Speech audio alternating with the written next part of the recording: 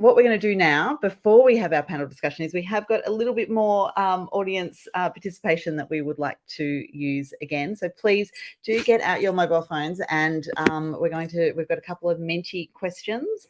So if we could just bring up, here are our slides. So a reminder again, we need to go to menti.com and then use the code 61131031. It's at the top of that slide if I have said it a little bit too quickly.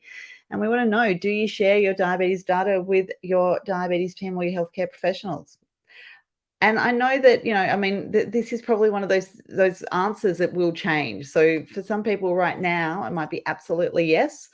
For others, it might be absolutely no, and that might be for now, or it might be forever, and others, it might be sometimes. And I think that this is just another example of showing that what we do with our data has to be individualized.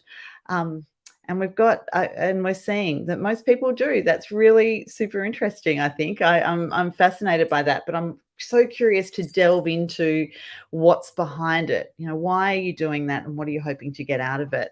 And I think actually that is going to be part of our next question, which we'll get to in just a second. If anybody else would like to add there.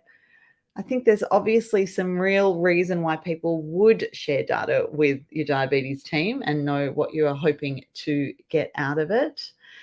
But let's jump on to the next question, where we are going to actually ask people for some ideas. How does sharing your data impact your conversations with your diabetes team and your healthcare professionals? And my question here, and perhaps you can add this to it, is, do you actually have a choice, or is this something that's just expected? Has it been a conversation about consent around sharing data? And I sometimes wonder if that is a conversation we need to be having a little bit more.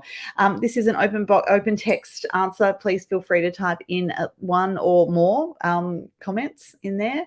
It doesn't really, it's just expected. Yeah. I do wonder how many people it's just expected that is part of it. But it doesn't add value. And that's, I think, something that we heard with our speakers, was that, especially Dana there at the end, talking about what it is that we want to get out of when we're sharing data. And so perhaps we can unpack some ways to really highlight that and the conversations that we need to have with healthcare professionals to make sure that it is adding value. Gets us to the point. Absolutely. It's a very good way to start and to direct a conversation.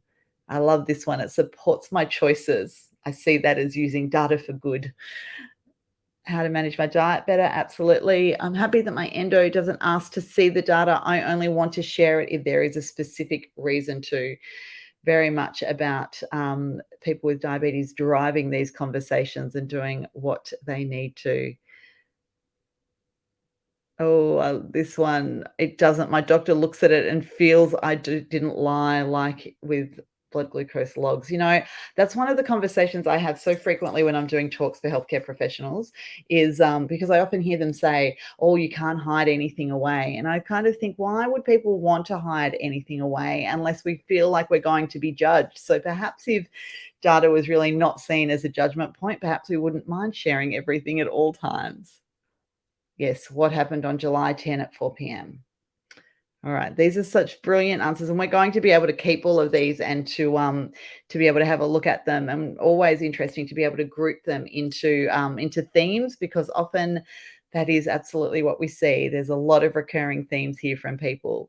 Speeds up conversation and makes it easier to answer the usual questions of the team. I think that's actually a really interesting point. Sometimes it can be the thing that it's like, right, let's do this. This is a great conversation starter, but then I really want to be able to get to the points of the things that is important to me to be discussing today. All right. Okay, well, wonderful. And they are the questions that we have. Thank you so much to everybody who has been so open and has shared. I think that that's a really useful way to get conversations started and going.